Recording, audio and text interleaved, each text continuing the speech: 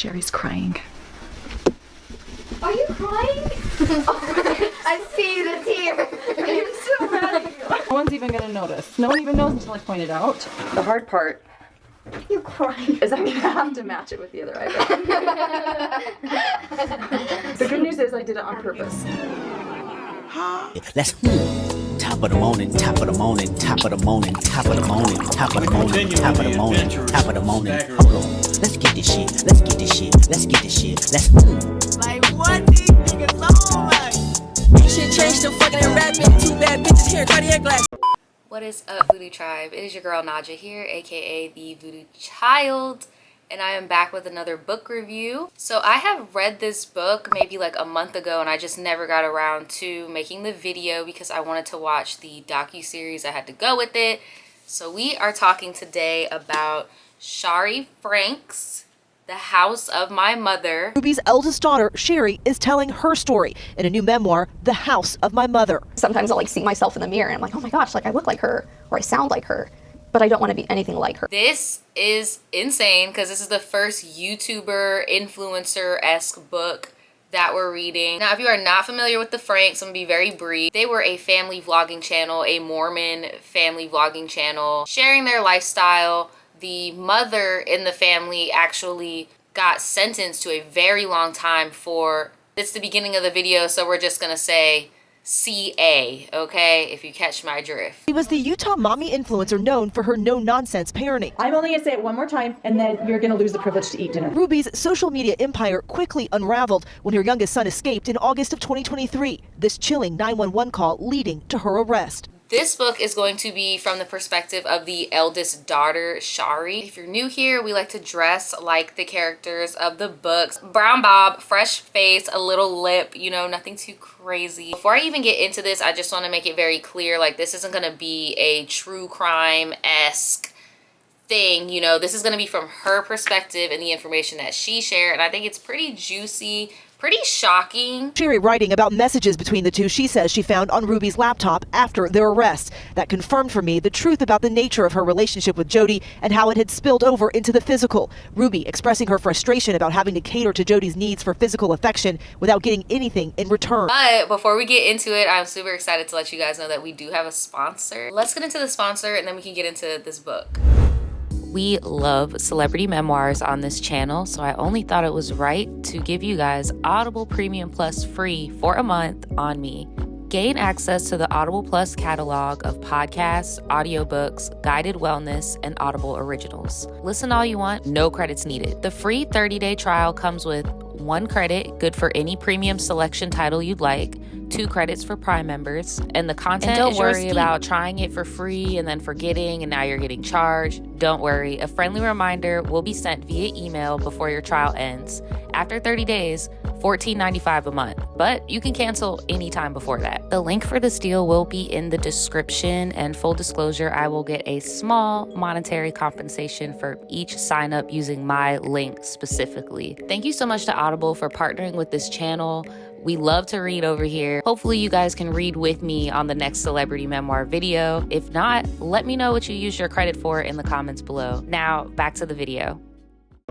Shari had a rough time as a baby. She cried and cried and cried, but she was my oldest, and so I didn't know. I just thought, wow, babies cry a lot more than I was anticipating. So we're gonna start this first section off as the average Mormon family. Where they're from, which is Utah, their beginnings are not so uncommon, but it does show the unraveling of Ruby, the mother. So again, this is from Shari's perspective, so I'm sure this is what her mother and her father and other family members told her mother was like before her conception, okay? The origins of this story are, you have 2 people within the same faith with the same ideas, the same goals, which is having a big family. Ruby met her husband and Shari's father, Kevin, in college, which I thought was really interesting because I did not know that they really promoted, and I'm sorry, I know this is probably very ignorant, but I didn't know that they was promoting schooling for women in this, you know, but hey, T. Mom got married when she was 18. She met my dad the first day of college, freshman year. I think my grandma got married when she was 17 or 19. It was one of those two. Ruby actually met Kevin in college. Now, hear me out. Ruby was scouting for a man, okay? And I feel bad for Shari because how she perceives it is it didn't matter who this man was, as long as he ticked a few boxes, that would have been her dad. Ruby's boxes were, you know, you have to have the same faith as me, you have to want a big family, you need to bring in some income because she doesn't want to work for real. I mean, hey. So she had like a group of guys that fit that description that she would bounce around to. Now, it's not like traditional courtship like we have today where, you know, you DM somebody, you meet up, you know, you get some food, maybe a little smashing, maybe you might test drive or whatever. No, that was not going on in this group. At most was like holding hands, going to group dates, stuff like that. Kevin was not on the top of her list, apparently. There were other guys that were ahead of him. She kept a physical chart. Like, this lady's love has been conditional since day one, and I personally believe it's because of her mother, and we're gonna get into why, because Shari dropped some crazy tea about grandma as well. So this lady, her mother Ruby, is having a literal chart of pros cons of what she wants in a husband, right? And apparently Kevin saw the chart and I guess knew who his competition was and stepped his cookies up and became more assertive because he realized that he actually did want Ruby. Ruby notices this and she's like, F it. They go out for a little dance, and that night she's like, do you want to get married and have kids? And he was like, sure. So, Mormon fairy tale, that was how they began. I want to say Kevin got his degree and he was a professor at a college, and like, he was making pretty good money. They weren't poor per se, but you guys see all them damn kids in that house, right? It was a lot of penny pinching because there were so many children. But when Shari was born, because Shari is the first, when Shari was born and, you know, she started coming of age, there was a chapter in the book that I thought was so sad. Chapter 3, Mommy Isn't Very Nice to Me. Like, she's realizing that, unfortunately, Ruby fell for what I personally like to call the trap. It's the trap that they try to set us up for in womanhood, making us think that we don't have enough time, like our biological clock is ticking, or this is the only thing that we're good for. This is the only thing that God made us for, which I personally don't subscribe to that notion. I feel like, yes, if you are having a baby, like, you could do this. Your body was made to push out a human. Like, don't get me wrong. But to say that the only reason why your soul is on this planet is to be a baby making machine, I have a problem with that. Ruby subscribed to that to the point that she felt like she was closer to God. Like, she had a certain type of narcissism. This is just my opinion, mind you. She had a certain type of level of narcissism to her when it came to children. Children were something to be told what to do. Children were to be seen, not heard. Children were only there to just because it was her goal to be fruitful. That was what she thought was her purpose in this life. So she was not very nice to Shari. Ruby was very standoffish to her, did not give her much affection or anything like that.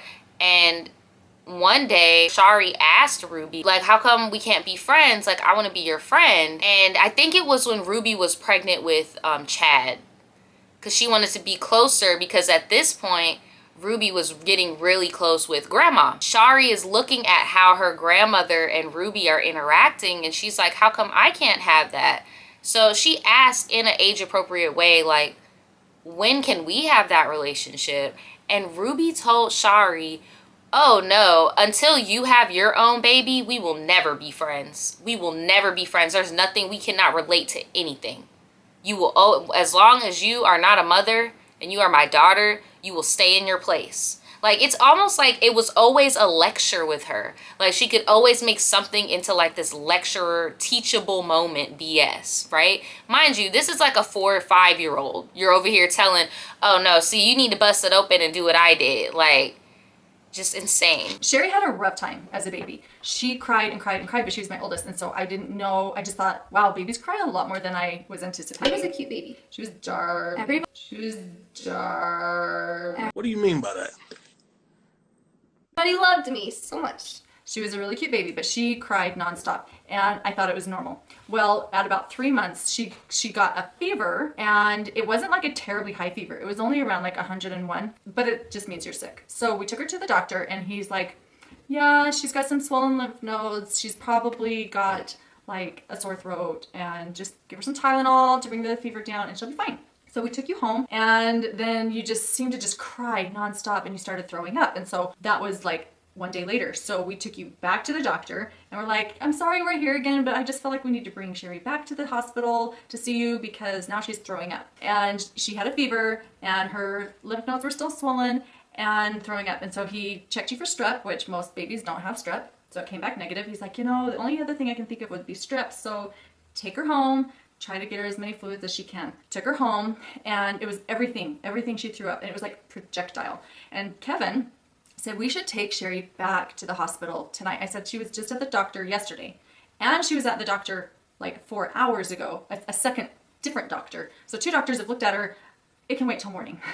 He's like, I usually rely on mother's intuition. He's like, but this time, Mother saved me. I am taking her to the hospital. You can come if you want, or you can stay home and go to sleep, but I don't care what you say, I am taking Shari back to the hospital. I was like, okay, we're overreacting. We are first-time parents. We are going to be laughed at because we can't take care of a kid with a cold. It turns out Dad's choice saved your life. Yay, because I did look into it. I saw it. It can be fatal if it's not caught for 2 to 5 days. So you'd already had it for almost 2 days. So we took her to the doctor, and we found out that she had an intussusception. And then they got an ambulance and took her to Primary Children's, where we were met by the surgeon, and he said, it's gone on for almost 2 days. I'm not going to guarantee that a surgery, and she's so young, I'm not guaranteeing that she's going to come back from the surgery. I just want to prepare you for that, but we're going to do the best that we can. The success rate for the surgery is 80%, and that's usually in adults. So the chances of it for being a kid, and especially really young. And it had gone on for so long that it was really quite a miracle that you came out of it. How long was I in the hospital for? 1 week. 1 week, okay. And I have pictures of me. Was it? She was so cute. I almost said cork. Was it a crane or a stork? It was like a stork. It was like a stuffed stork. Who got it for me? Was it like grandma or somebody? Grandma Franke got it for you. And I'm terrible at keeping stuff. I know. I had a Winnie the Pooh stuffed animal that I had when I was like 1. And it was huge, and I loved it. And then Mom threw it away. Rip Winnie the Pooh. Surgery was a success, and after I got out, I was a much happier baby. I was funner to be around. I didn't cry as much. I slept through the night. I was able to eat, and here I am living to this day to annoy my siblings. That is my mission in life. Shari decided, and I think this was a very, very W older sister move, she decided to exclude the names, and as much as she could really, of the younger children in the book. Because realistically, those kids have been exploited enough. If you go and search up this case, the first thing that pops up is a security footage video of them like crying in the pantry and everything. Like, it's just so heartbreaking. So I get it. Like, keep them out of it. They've gone through enough, right? But she did bring up her and Chad a lot. Like, the majority of the time it's just her and Chad she talks about, which is her younger brother. Before YouTube was even a thing, Ruby showed signs of being unstable emotionally. Like, she did not have emotional regulation skills. And then you keep having all of these kids. Like, she hadn't not been pregnant for a minute, just popping baby after baby after baby out. There was one time that Chad did something. I don't remember what it was, because again, I read the book a little bit ago, but he did something, and Ruby's idea of a punishment was to shave his head, like shave patches in his head, like just like that's insane to me. That's a little kid. You putting patches in their head? I don't know. I feel like that's like one of the most humiliating things you could do to a kid as a parent is to shave their head, boy or girl. It's just like a humiliating thing. It's like you have no identity, especially if you do it as a punishment. Like, it's just odd. And OD. The whole time though, even back then, Kevin, the father, would fall back. Like, every once in a while, he would, you know, like say like, hey, do you guys want some ice cream? After Ruby just had like a little temper tantrum. But he was still very much like passive, like, look, I gotta go to work, I gotta make this money, I'm really not trying to, how she runs her household is how the household is ran type of deal, because that's their upbringing, really. But yeah, just a lot of yelling, a lot of odd punishments like that. And at this time, she was like a trad wife type too. Like she was baking, she was making jams and jellies from scratch. Like a lot of this stuff was to save money because there were so many kids, but just saying like that she was really emphasized on the outside looking very motherly, even though she didn't have motherly instincts herself per se. She could just lay on her back for real, like if we're keeping it a bean. So yeah, that was life before YouTube, but it wasn't very long lived before Ruby got an idea. Best part about doing YouTube. Actually started their channel in what I consider kind of like the golden years of YouTube. Like I feel like the 2010s was when there was a lot of advertisers willing to pay a lot of money, and the pool wasn't as big for real compared to today where you have millions and millions of accounts, right? So it's easier for stuff to get seen. Ruby got a camera and started recording Shari and Chad and some of the other kids. Tell me when to get her rolling over. I'm just doing a video. You're here cleaning, Chad. I'm not. Me. Being patient with myself. I just opened it. It's okay. What do you think, guys? Well, they cut the proportions down evenly instead of like the double stuff where the cookie's the same, there's more frosting. And then the normal one where they cut down the frosting, the cookie's the same, they cut down the cookie too. So the proportions are good. So we've got, it's thin. You only get one. Stick with the double stuff.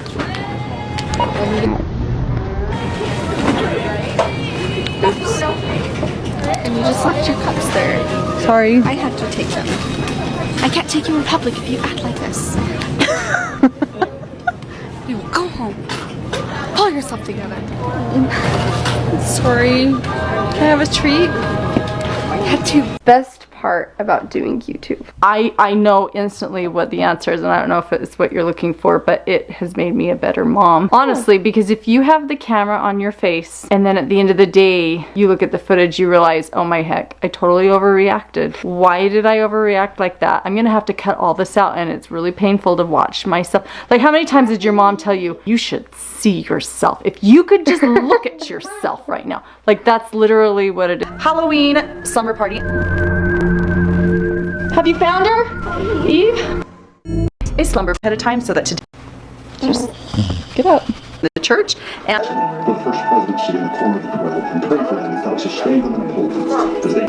Just like me. It is not a Halloween party unless you have caramel apples. These are good enough. We've got all the cut apples on this one. I call this post-Thanksgiving fog. I deserve to be first. We're just sitting hanging out on the couch. Don't know what to say. Little things that should not be recorded, in my opinion, looking at it from a 2025 standpoint. Like some things that are a little too invasive for kids were on there. And Shari just recalls the camera just being the only time where Ruby showed a little bit more affection, or maybe showed a little bit more kindness to her, instead of just brushing her off all the time, yelling at her. So they had one video that just like blew up and made, I think it was like 150K overnight. 150K overnight is a big deal even today for somebody that has no subscribers, right? Wow. People go up there? Oh, this is Here watching. the number of views that we get in 1 hour. We would fill this arena every 20 minutes. Really? That's Every day, the amount of people who are watching us, Chad, Shari, Julie, you would fill this arena every 20 minutes. So now over time goes on, now they're getting more subscribers, so now they get their AdSense account. So some people may be wondering like, oh, aren't they really like in the church and everything? Like, how is this not seen as like prideful or whatever? So in their denomination, Mormonism, all of that stuff, they prefer their followers to journal, record, make music even. There are a lot of Mormon bands and stuff like that out here that you wouldn't know. Act in movies, like whatever they have to do to spread their testimony, do it. Or spread the faith in any way, they want you to do it. So there are a lot of journal entries of Shari's in here, and I know you guys have probably seen the crazy journal entries of Ruby. But Shari's journal entries are just like really heartbreaking, like tons of teenage angst, tons of identity issues, tons of insecurity. That's just part of their culture, is you document all of your hardships, the good things as well, so that future generations can go back and look at them, right? So the YouTube was very, very smiled upon. The church locally, like people were noticing them. They were getting their money up. They weren't having to coupon and do all this stuff anymore. No more making jams, jellies, and breads. Like things were on the up and up. Ruby still had her parenting style, and she felt like the world needed to know. And y'all already know what's about to happen, because again, I'm really just trying to focus on Shari. But y'all know, y'all seen the clips of how she would document. Sit her down on the flipping couch. Okay, move it. If I hear one more word, get out. I'm still recording. Fake being happy. Okay? I don't know if I can right now. Because this is before Jodi, or Jodi. What's her name? Jodi? Not Jodi, not butt naked Jodi. Before Jodi even came around, there are clips of Ruby doing Chad and Shari just dirty as hell. Like sending Chad away on like a wilderness retreat, making him sleep on a beanbag. Shari getting snapped on all the time, or constantly like ridiculed for things that shouldn't even have been on the internet, like puberty type stuff. The good news is I did it on purpose. I obviously have no taste, because this is terrible. Has your mother ever ruined your life? Whatever. Do you want me to do it rounded? Nope.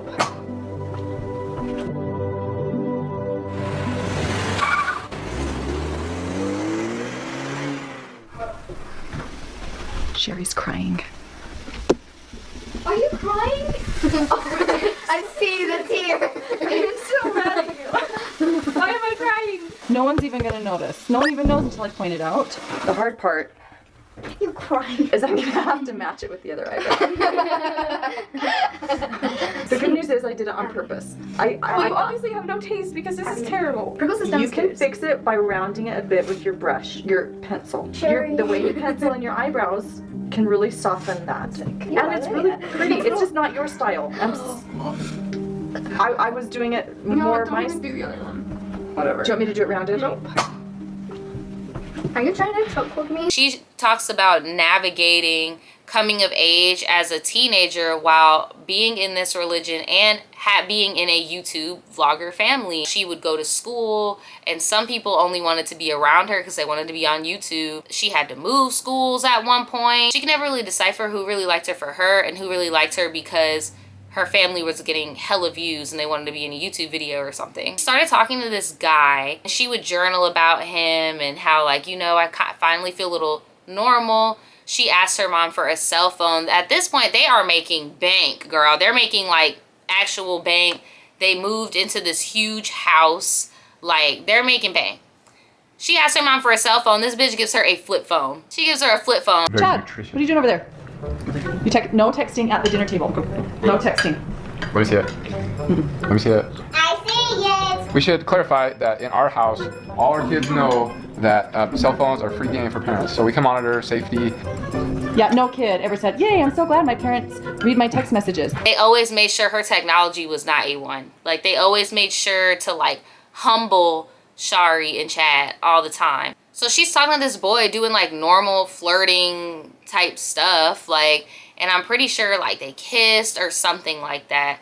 Word got out that this happened, and Ruby pulled Shari out of school and was like, yeah, now you gotta go to your brother's school because you're getting too close to this boy.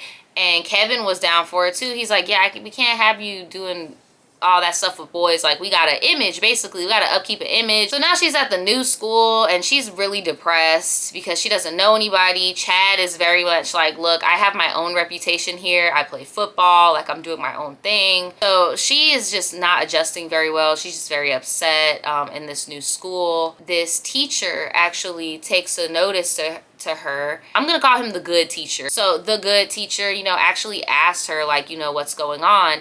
And for the first time, she actually told an adult, like, I'm under a lot of pressure. I constantly have a camera in my face, everybody knows my family's business. Everybody knows my business because my parents post it all. I'm not allowed to have a phone. I'm not allowed to go outside for real. Like I'm walking on eggshells. She even breaks it down psychologically in the book that because her mom was so emotionally negligent and just so like, I don't want to hear you cry. Seen, not heard, period. You're a child, stay in a child's place.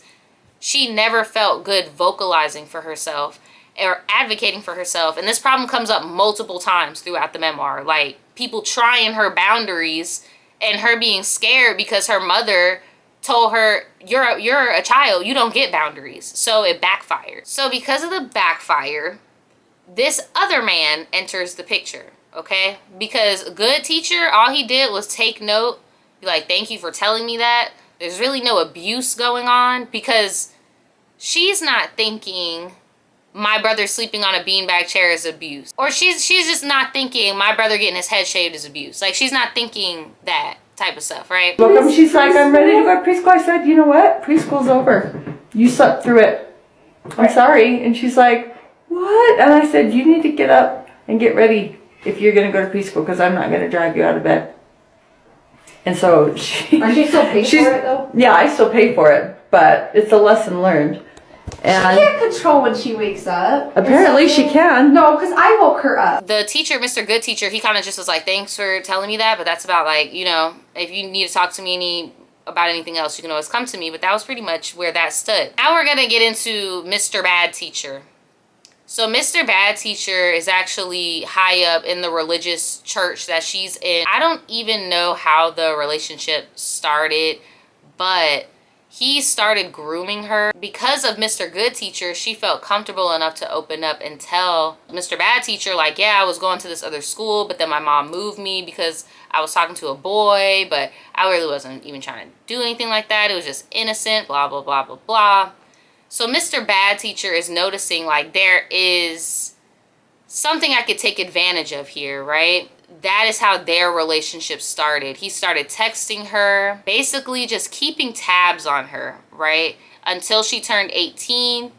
And we're going to revisit Mr. Bad Teacher, but I just wanted to insert him into the plot because this is around the time where he started to groom her. Also around this time, Shari started thinking about her future. And she's just like, okay, well, like, what am I going to do for work? How am I going to sustain myself? How am I realistically gonna get out of this damn situation, right? I don't have any money. My mom won't let me work. She won't let me leave the house. Like, what can I do? So she asked her mom, can I make a YouTube channel? And Ruby said, sure, but you don't get no promo from me. You don't get no promo from nobody because at this point, her aunts and uncles and the immediate family started YouTubing as well because they're like, y'all getting bands. You just bought a little barn mansion. Like, I'm trying to get like that. So now it's a family business. Ruby told her, if you want to do YouTube, you got to get it from the mud. I don't care that you're my daughter. Like, you getting it from the mud. Who's most likely to sneak out at night? What did you say? I said not be wheelchair. You think you would sneak out at night? I do sneak out at night. What?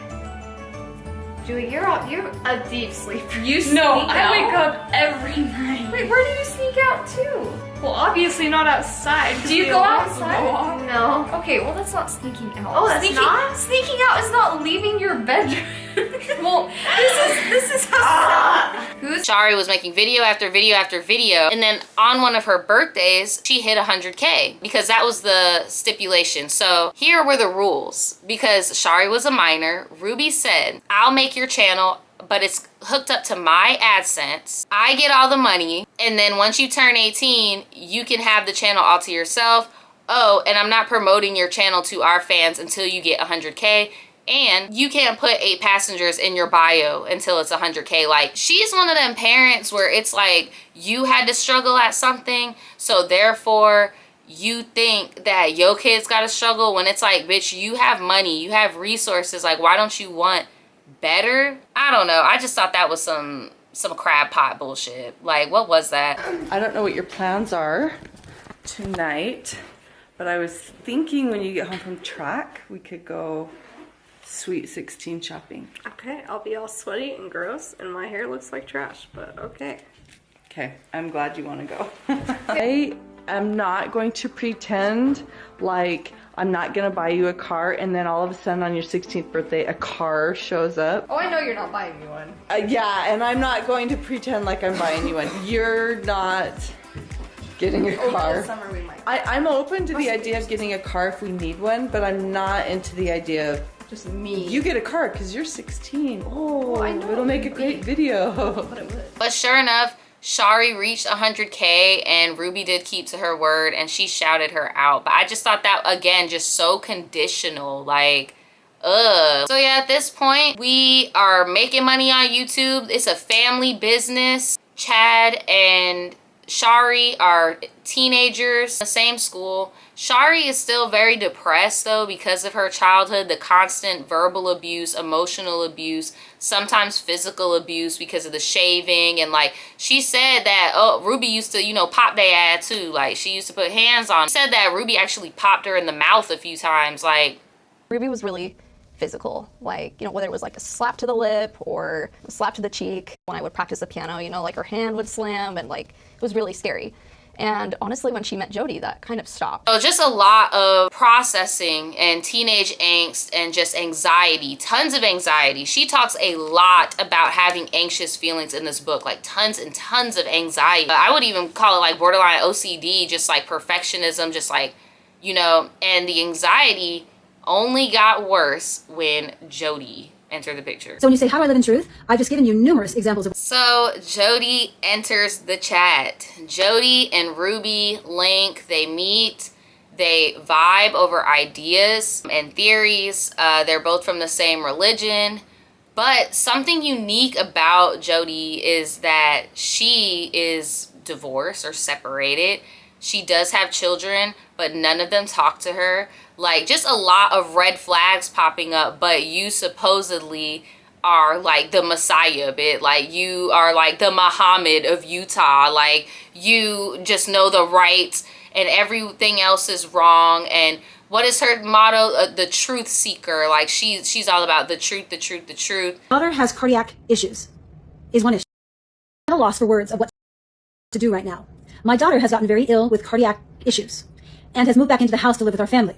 Okay, those are two different issues. My daughter has cardiac issues is one issue. And moving back in, so it sounds like she's an adult and she's just moved back in. I don't know if she asked. I don't know what happened, but this woman just placed it all together like because she has cardiac issues, she had to move in. No, those are two separate issues. She is oftentimes angry and rude to me and my husband and would much rather discuss her emotions with her therapist and doctors rather than with us. Interesting.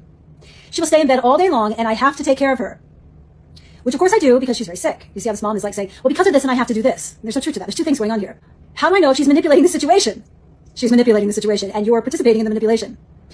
She's now 21 years old and has had to leave school because of these health issues. So those are two different statements too. She didn't have to leave school because of her cardiac issue. She chose to leave school. She didn't have to. Mom, there's several things here. You are engaged in a very controlling dynamic with your daughter. So your daughter says she's 21 years old, so she is well into her adult years. And because of the fact that she's an adult, she is responsible for her body. She's responsible for her cardiac issue. She's responsible for that. You do not have to open your home to her just because she has cardiac issues. So then here's the other issue. She's an angry, entitled, selfish, aggressive, young 20-year-old. Is she manipulative? Yes, very much so. And by the way, she was acting this way before she left school. She was doing this when she was a teenager, probably a preteen. So this isn't new to you. She didn't just leave the house, this lovely, connected, thoughtful, kind young girl at 18 and come back at 21 being mean and nasty. She's been mean and nasty for a long time. One of the fastest ways to stop enabling it is to kick her out, because then you don't have to deal with it at all. She can go be angry on the street corner. But my guess is because you're so enabling, you wouldn't do that. But you can do that, and I would encourage you to do that. If she's got enough anger to bark and bite at you, she's not too sick. People who are really sick with cardiac issues, they don't behave like that. They start humbling like, oh my gosh, I could die. Or I may not have a place to live. I can't go to work. I've got to take care of my body, and they humble. This young woman doesn't seem too alarmed about her physiological issues. So when you say, how do I live in truth? I've just given you numerous examples of what you can do. Are you willing? Because anything shy of you not kicking her out of the house is not going to help this young woman. Now, I don't know if you're paying for therapy. If you're paying for therapy, I'd say I'm not paying for therapy. I don't know what 21-year-old can afford to go to therapy. So that's something else you could do. You could tell her you're going to cut her off your insurance. You can do that. It's another option. She's not entitled to your insurance. You just take her off. You make one phone call and say you're off. Good luck with your medical bills. You're not entitled to medical insurance. There's plenty of people in this country, this world that don't have medical insurance. She's not entitled to that. None of it. Her heart is hard. Her heart is angry. And I don't know why she has a hard heart. And Ruby is just eating this up because in my opinion, I definitely think, and I am not a doctor, but I think that Shari's mom did have some form of religious psychosis or OCD, because reading those notebooks entries, even before Jodi entered the picture, was very OCD, like just very religious, but like taking things out of context to match wild theories and stuff. Like, I don't think she was ever right. And then her own mom, grandma, emotionally isolated her too until she went through some of the most traumatic experiences in her life, which makes you think, bitch, did you have 6 kids so you could have 6 meaningful conversations with your mama? Like, now that is some mommy issues and some mommy wound, right?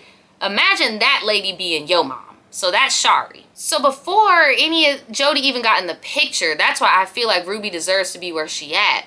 There was already some odd behavior, right?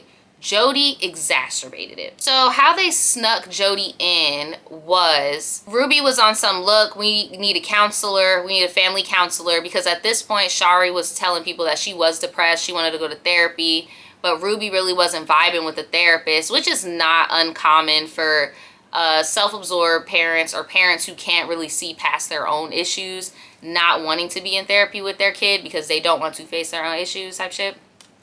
So that was Ruby. So then Ruby was like, you know what, I got somebody else in mind. I found somebody named Jodi. She's very well known in the community, and we're gonna use her as our family therapist, starting with Chad. Because Chad was the one that went to the wilderness retreat, the one sleeping in the beanbag. Like, he's the problem child, right? She starts programming Chad. So what she does first is she takes away his football. No reason, just takes away his football. This is how he was gonna go to college. This was supposed to be his scholarship, his ride to college, and get the fuck out the house. So when they took away his football, it was like, you're intentionally trying to break this boy down before he could even have a chance to be a man. Like, how is he supposed to provide for like another Mormon family or, you know, go on with these traditions like y'all really are not thinking? Didn't you meet Kevin in college? How the hell is Chad gonna get to college? Like, my bedroom was taken away for 7 months, and then you give it back like a couple weeks ago. I don't think our viewers know that. You've been sleeping on a beanbag. I was sleeping on a beanbag since October, and they gave my room back like 2 weeks ago. Oh, I'll give you the reason why I lost my bedroom. I think so. I think it's the reason. At least this is the reason that's in my head. It's pretty funny, but now I look back at it, it's pretty depressing. No, we never told our viewers. I woke Russell up at 2 in the morning and told him that we're going to Disneyland and he has to pack. And he got up and made his bed all neatly and then packed all his clothes in a suitcase. And then he walked out the door and I'm like, Russell, and he's like, what? And he's all happy. Has his sunglasses on. Do you think it's funny? Because and then I walk out. If you think it's funny, then that was 7 months ago. Maybe you need longer without a bedroom. It was not funny. Russell got the big bedroom and Chad got the smaller bedroom. And Russell's bigger bedroom also had a bathroom. But what you guys didn't know was Chad didn't get any room. He didn't get anything. He was sleeping on the floor in the family room. Abby, we took the phone away from Abby in November. And you may never get the phone back. Probably not. No, I have no friends. You can play with friends. No, like I don't have friends. I don't have friends either. I literally like told my friends I'm not hanging out with them anymore because they say some pretty messed up stuff. I don't even know where they live. They're pretty far away. So, summer goal, become the best athlete I possibly can. If you have something in the bag that you would like out, you can pay cash for it. So you learn the value of your items. Or you can give what? Dad, I'll let you take the conversation from here.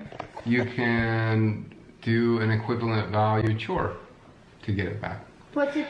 And whatever isn't claimed by the end of the day goes in the garbage. Why are we listening to Jodi? Like, don't get me wrong, I get it. People that get involved in cults, anybody can get brainwashed. Like, it can happen. We're animals. It happens, okay? But damn, like, you didn't even think like, that's probably not gonna be good for my son. So Shari is watching all of this and she's like, Chad, like, you don't think this shit crazy? And he's like, bruh, this is just what I gotta do. This is just what I gotta do until I don't gotta do it anymore. This is just what I gotta do.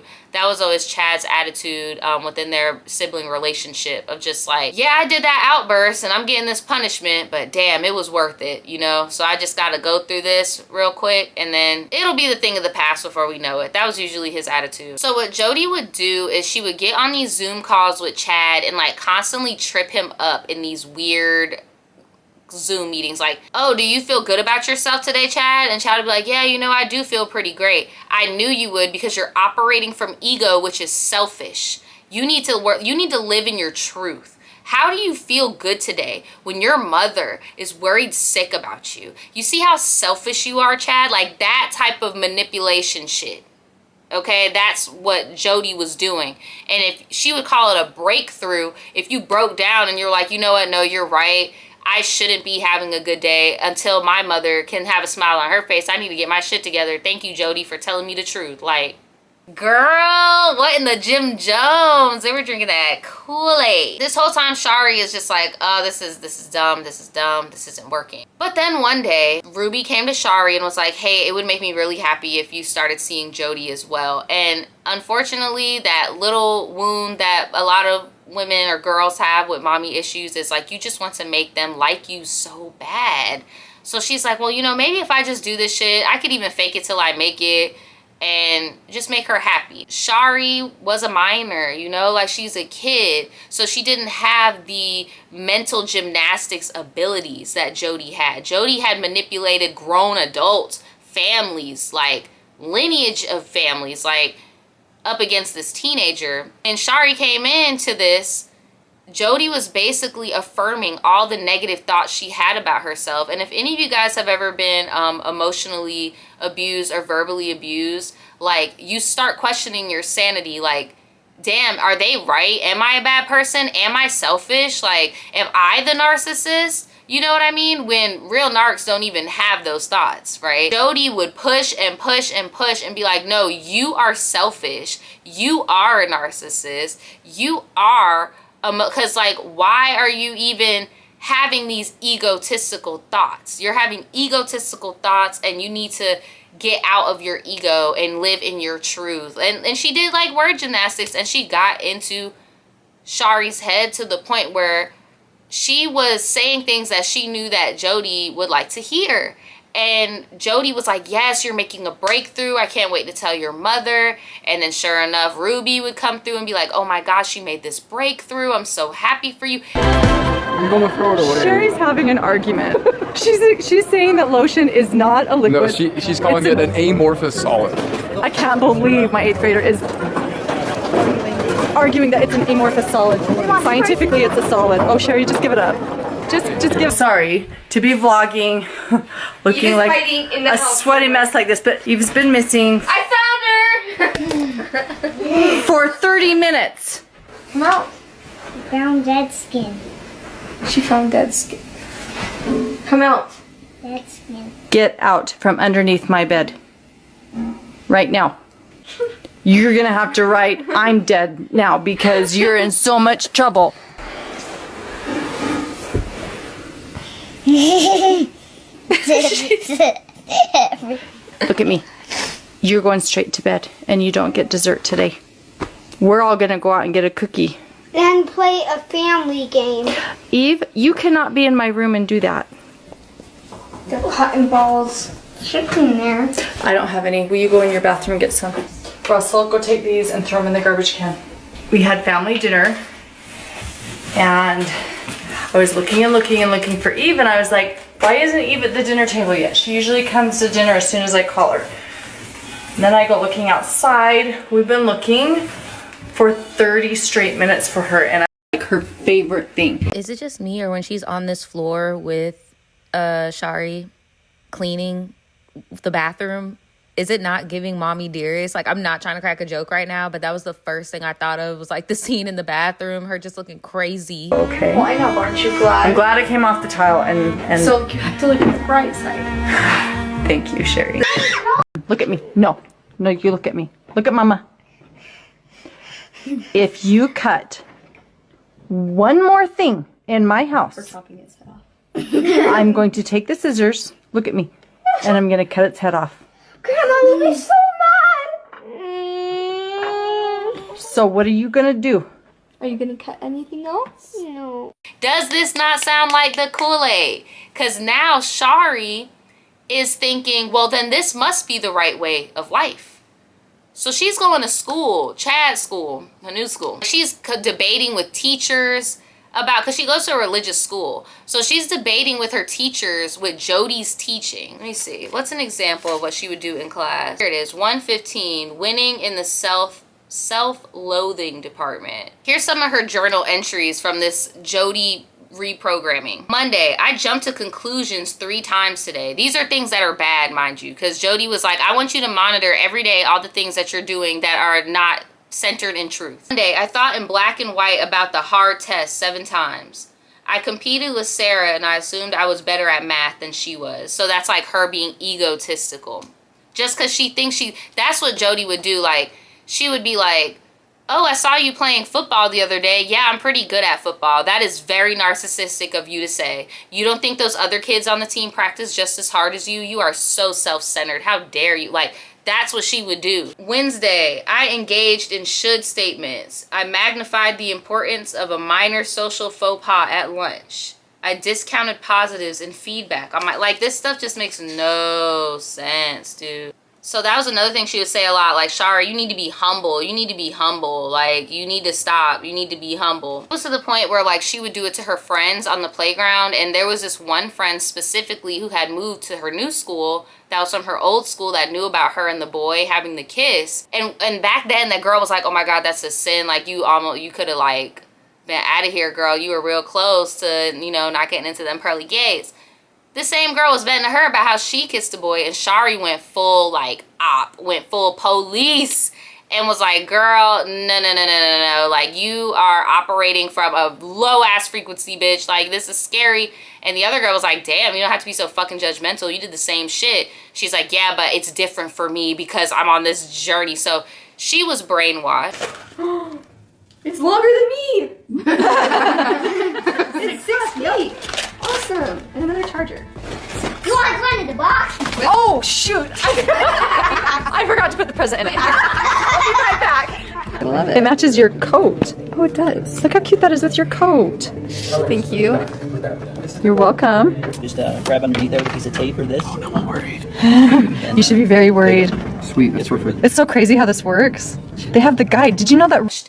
Kevin at home started to get brainwashed as well, because now Jodi wants to do these one-on-one sessions with Kevin, right? Now Kevin is thinking of these crazy be humble ass reverse psychology logic things, right? One thing in this Connections church, because that's what Jodi owned, right? The church, the movement or whatever was called Connections. And she really started as like a program to help parent and all of this shit and help relationships, right? Just relationship counseling, self-improvement, whatever. Ruby started getting really involved. So did Kevin. So did a few other families that watched the YouTube channel, tried to come over there and, you know, learn some of Jodi's teachings, because Ruby would talk about her all the time on the vlogs, right? So a lot of people were like eating this rhetoric up, right? One day, everything fell apart because Ruby decided to post a video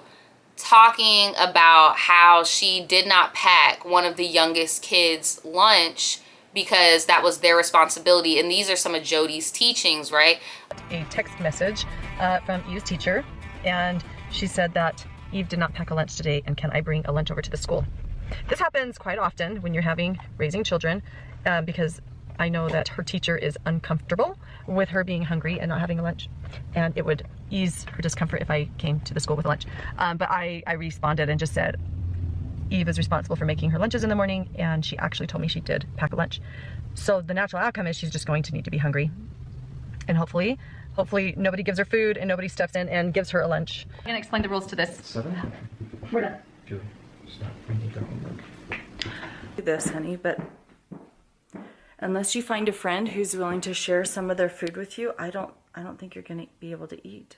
But if you're not responsible for your lunch and your lunch money, that's the natural consequence. And I'm really sorry you're learning this the hard way. I will have a wonderful, yummy snack waiting for you when you get home, okay? You just hang in there today and just make up your mind. You're gonna be really careful and make sure you grab your stuff when you go to school next time. And maybe you have a good friend who will share some of their sandwich with you or something. Russell, I'm really sorry. I love you. He sounded like he was going to cry.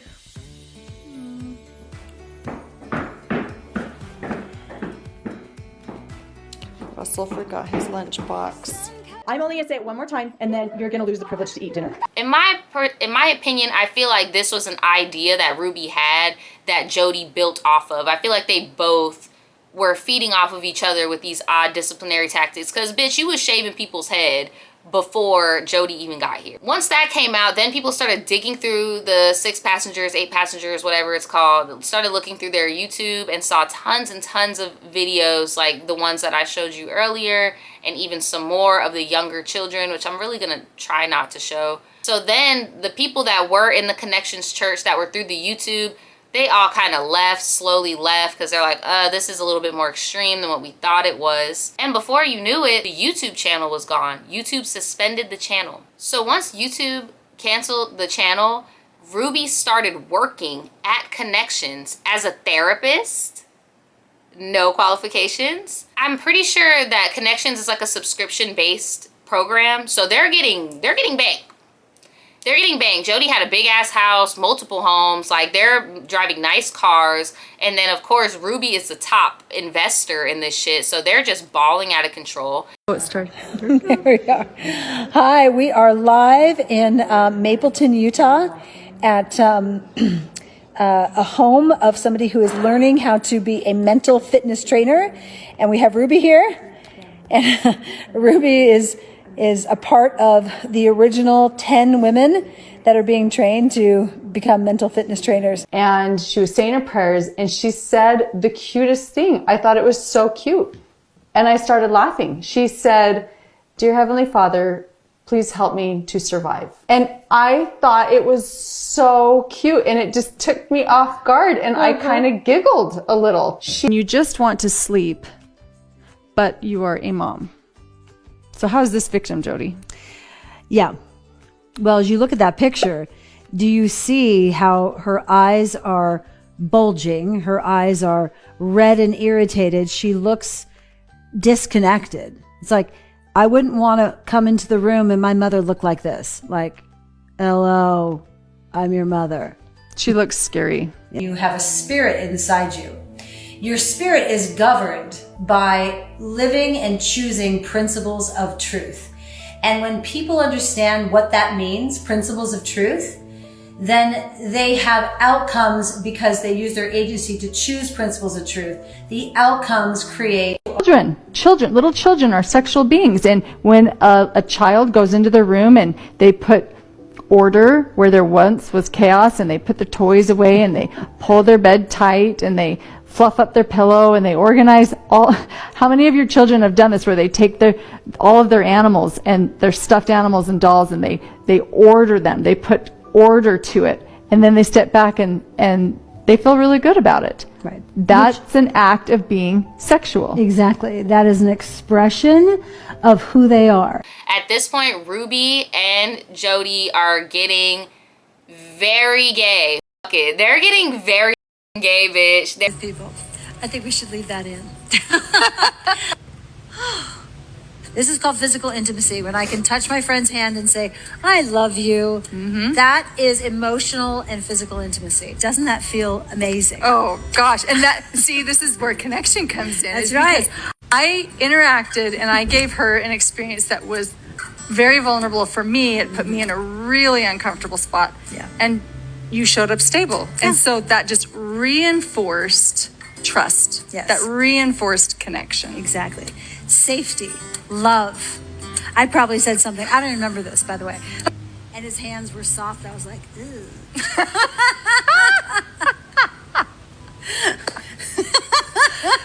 Jodi's attracted to rough, calloused hands. That's right. See those working hands. That is awesome. You can choose your attraction. We do choose what yes, we are attracted to. We do. They're getting very fruity, okay? Very fruity. And they could deny it. They could deny it all day. From the videos to the notes that some people say they saw and everything, like, it's given that they were definitely doing some fruity shit. Towards the end of Kevin being in the house, because a pattern in the Connections cult, in my opinion, it's a cult, a pattern in there is that they drive out the husbands. So they do the Jodi programming to the whole family, and they do the husbands last, so that they get beat down into submission to just leave. Like, they'll be like, yeah, you need to just leave this family because you're not doing anything good. You're actually hurting. And they were working on that with Kevin. They actually moved Jodi into the house With all them damn kids, Jodi comes up with a suitcase and she is going to take Shari's room because now Shari is 18 and she's about to go to school. She's about to go to college like an hour away or something like that. During this whole Jodi connections era, Shari was leaning a lot on the support of good teacher and bad teacher. More so good teacher because good teacher had a wife and they built more of like a safe environment for her. Like when Jodi really started ramping it up in the community, good teacher told Shari, like, me and my wife have come together and we decided we will always have room for you if you need it. If you want to come and stay with us, there will always be a room for you. Like, we just really empathize for your situation. So even though Jodi was about to move into her childhood home, sleep in her bedroom and shit, she wasn't tripping because she knew she had somewhere to go. As this is going on, Kevin is sleeping in the master bedroom, but Ruby would leave the master bedroom and go into Jodi's room and be there for all night and drinking smoothie. What did they drink? What did they say in the thing? They was drinking smoothies or slushy, milkshake, some shit. They were drinking something that was just not healthy, just big back as fuck. He even said she went in there one day and saw like candles and body oil and like...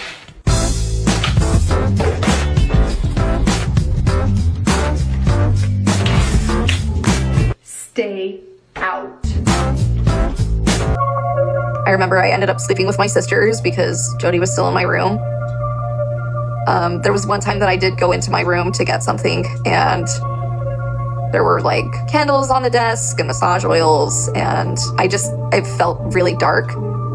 So at that moment, I kind of figured something was going on. Were they lovers? I mean, I have my opinions, but... What's your opinion? I do think that they were. I don't know the extent to which their interactions went. It was much more than a friendship. Yes. What was that? You want to get thrown off?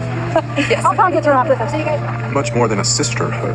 It's giving, this is a lesbian cult. Like, girl, you look like a big old fruit bar, girl. Like, and I just want to know, like, what type of game did Jodi spit to make Ruby think that doing gay shit in bed was not against her religion? Like, I really want to know where in the Book of Mormon, it talks about eating cat. Like, I really want to know what was going on. Like, what was tea? But I don't blame Shari for being like, girl, I don't want to know what's going on. Like, that's your mom. Like, I totally get it. Like, I would not want to know at all. Like, keep that from me. Shari's 18th day, that means Ruby is about to kick her ass out. Happy birthday to you. Because literally as soon as she turned 18, one of the most traumatizing things happened to her. Shari, what did you do before leaving? I asked my principal yesterday, I said, do you have any books for summer reading? He said, oh, do I have books? He's like, come down to my office. So I'm like pulling books out of his cupboard and I just have an armful of books. And that way, it ensures that I'll see him again because I have to get them back. 20 books out of the principal's office because you had to give yourself homework after graduating. Homework. And it was about 5 in the evening and he gave me a Benadryl and he's like, you just have to sleep. I was like, okay. So I slept for probably 5 hours in the bed that my principal was supposed to use because it was a private room, and I wouldn't have been able to sleep in the big communal room. Don't remember any of it. The principal was there, and so I went to the bunk bed that I was supposed to be in, and my head was pounding at this point because allergies can give you headaches, and he gave me a ton of like pain meds, so I was basically like tripping on medicine, honestly, at this point. I've had so much medicine in this day. The principal was really nice and let me sleep in his bed that night. Mr. Bad Teacher, she went to his office for something. I don't remember what it was because he would always do this weird groomer shit of, I need you to come here right now. You gotta come here right now and blah, blah, blah. So she will show up and he SA'd her in his office. And it messed with her because of her religion and who he was in the church. And like, she knew she couldn't tell anybody. So she was just going through a lot mentally and she did not know how to say no. Like, even after it happened, bro kept keeping tabs on her. He would show up at her college campus when she finally moved in and everything. Show up to her college campus, stalk her, blow her phone up. If he's seen her with a guy, even if they were sitting at the same table, he would blow her phone up, acting fucking crazy. Mind you, this man got a wife, kids, all that. And you over here obsessed with an 18-year-old girl. Like, creeper. So she has the pressure of this grown-ass man treating her like that's her like obsessive-ass boyfriend. You got your mom playing sisters with Jodi while your daddy sleep in the cold marital bed, and you have little kids under the age of 7 in the house. At this point, she's trying to call CPS sometimes too. It's not working. This man is trying to pop up at her apartment, so now she got to tell her roommates, her dorm mates, her tea for real.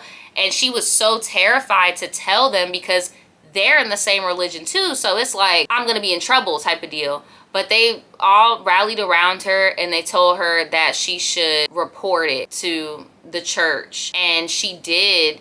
And unfortunately, they punished her and not him. He didn't get any punishment at all, but they did denounce her from being able to complete some type of schooling that's really important in Mormon. And she was just really upset about it because she didn't understand why she was the one getting punished when he did it. Like, she got text messages, all types of stuff, but it just did not matter, and that really messed with her faith. So yeah, Shari was just going through a lot. Meanwhile, all of the other madness was going on at the Franke home, and this is when everything just went to a head. Not really sure why this didn't record, but around this time when Jodi moved in to Shari's room, the manipulation just got so intense.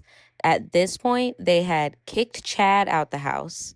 So now Chad was, doing his own thing in college. They had kicked Chad out the house and forbid Shari from having any communication with Chad, even though she's an adult on her own. In my opinion, I feel like Jodi was the one really working Ruby to isolate her to get all the 8PASSENGER'S money. That's just my opinion.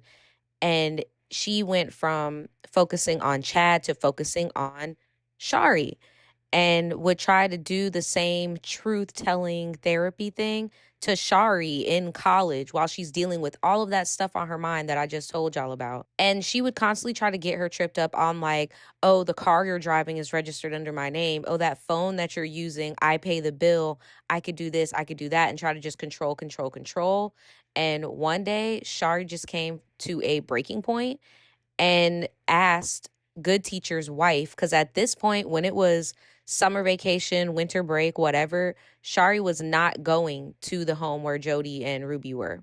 She was going to Good Teacher's house to be with their family, because the last time she went over there was for Christmas, and she just thought it was so sad how her younger brothers and sisters didn't get any gifts so that Ruby could prove some weird point.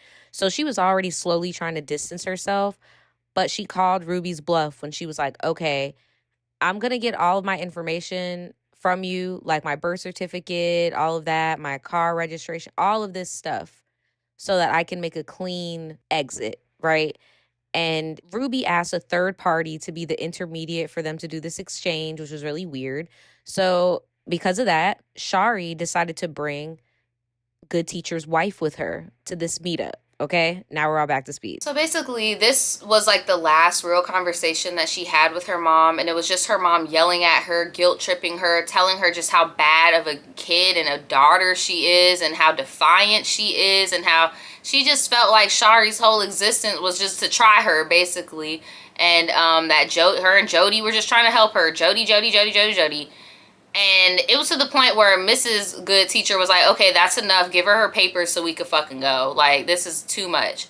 Then after that, she sent a text to Shari and was like, look, your dad, your brothers and sisters, they're all on this journey, and I forbid you to talk to them. You have been exiled. Do not communicate with us where we don't want none. Because y'all know Mormons are good for shunning people, girl. They will shun the hell out of you.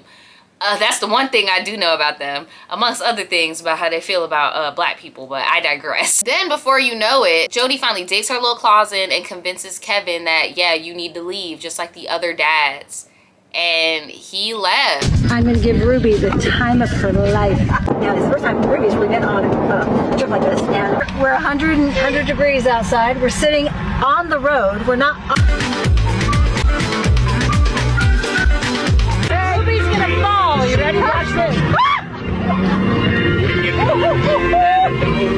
Ruby's going to hold on this time. She's trust me now. It's called experience. We need experience so that we can learn. See, she's humble. See, she's smiling. She's humble. But if she went into distortion, she wouldn't learn and she'd fly back there again. So let's see if she went into distortion or if she's humble. Day 2. This is what's beautiful. Look right over here. Look at that beautiful American flag. Look at that. Self and America. Freedom! And the passion offers is freedom and learning about yourself. You love yourself and you're freedom. Freedom.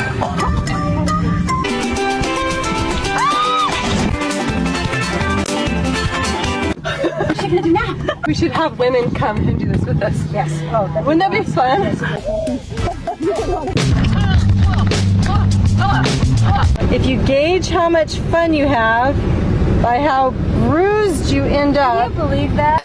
I don't know where he went, child, but he left, okay? He got right on out of there. And when Shari heard that, that is when she contacted, remember those uncles and aunties and all that stuff that are also YouTubers?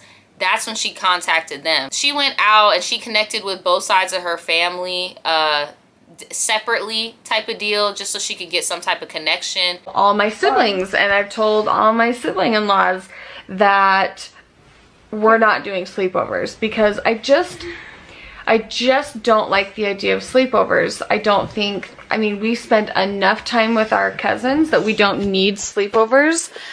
But it's so hard. I've been switching kids with Ruby for a week in the summer since Olivia was like tomorrow.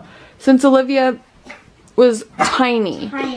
Like, and we usually did everything together. And I am just not sure if we're going to continue doing this or not. She did vent to the aunts and uncles side about the abuse from Mr. Bad Teacher and how it messed with her schooling. And they actually stood by her. And I think it's because they just saw how crazy Ruby had become and how she started isolating the family. Like, they used to do these big Christmases, big Thanksgivings, and now you didn't even see nobody anymore, girl. Like, Ruby and Jodi were isolating everyone. Now at this point, Shari is desperate. Like, this whole book is, well, not this whole book, but this whole book post Connections is Shari saying, I need to save my siblings. I need to get them out of here. I need to get them out. Because before the cutoff, they had like a Christmas together. So little kids didn't get any presents, and it was supposed to like teach them to be humble, just some BS. And she's like, yeah, this is not it. Like, that was her last straw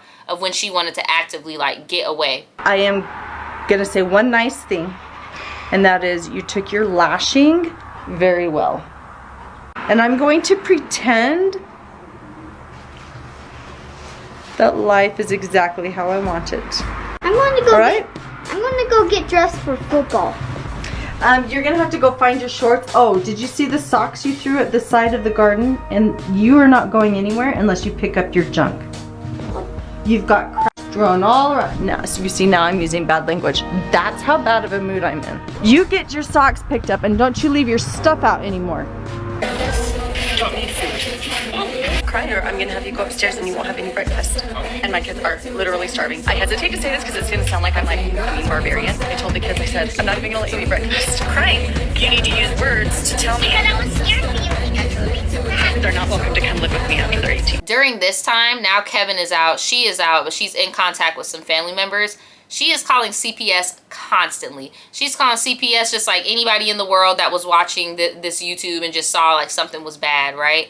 But there was really nothing that they could find. Like, there was nothing that they could go in there and justify. You're in this big mansion. Like, what more can you want? Like, there's tons of food. There's money. Like, kids are good. She would also keep in cahoots with the neighbors, and the neighbors told her like they haven't seen the kids in a while, so she was getting nervous.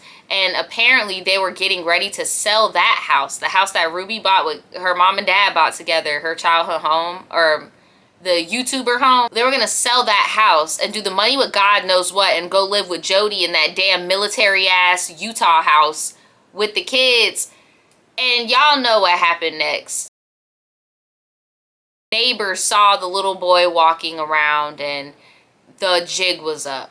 The House of Horrors was opened up and Shari got that phone call and she said she thought that they were dead. When she got the phone call, because she imagined it so many times, that they had either been starved to death or been out in the hot sun as a punishment, dehydrated, died. Like, she thought they were dead.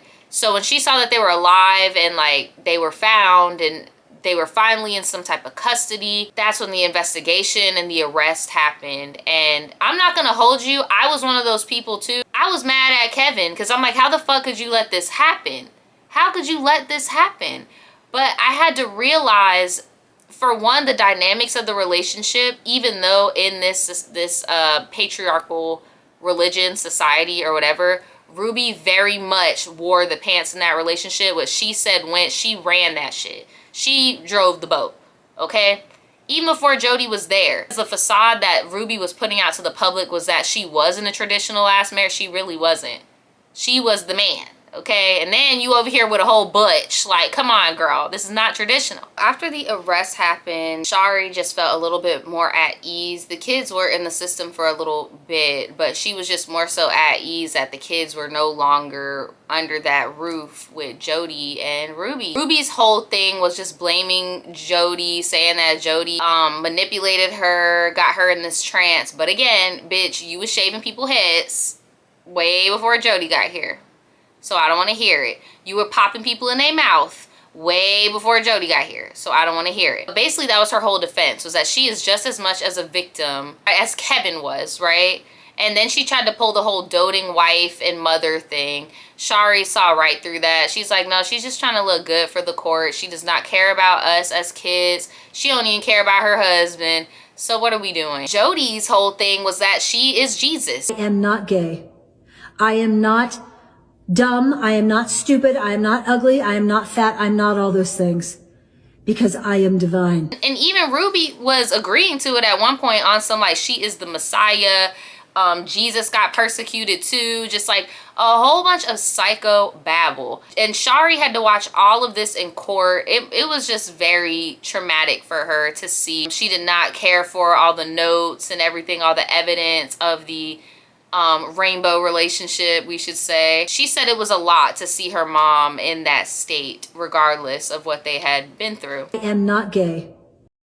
So here is the aftermath of the book and everything. Shari's mom, Ruby, did end up pleading guilty. She pled guilty to 4 counts on February 20th, 2024, and was sentenced to serve prison between 4 and 30 years. She could be out in as little as 4 years, and Shari has mentioned that in the book, that she doesn't really know how to feel that her mom could be out among us in 4 years. Maybe that could change. Kevin is with the children now, from what I believe. They do have ownership of the house because the arrest happened before she could sell the house, because she was having Kevin sign over all of his bank accounts, everything. Like, it was just insane. The manipulation was insane.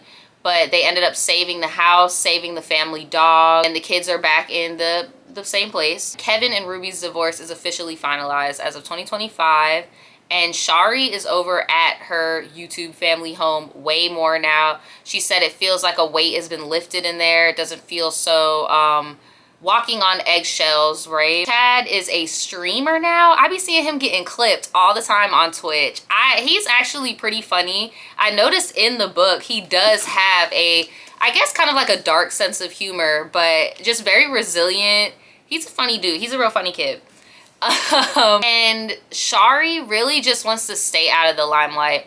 She has come forward and showed that she did get proposed to, or she's getting married. And she did say that she's going to be private from now on. She will not be sharing her life with the internet. She will not be sharing her children. And I do not blame her. I don't blame her, because I don't have any kids, but this is going to be the pictures, but you're not going to be seeing my baby face. Like, no, I'm not going to be showing you my baby's first poop. I'm not going to be showing you my daughter's first menstrual. Like, I get it. I get it. Shari literally is, Shari, Chad, all them siblings are a living embodiment of what not to do, and why raising kids on social media probably isn't the best thing. Like, no, I don't think every mommy vlogger or family vlogger is abusive. However, the statistics are alarming.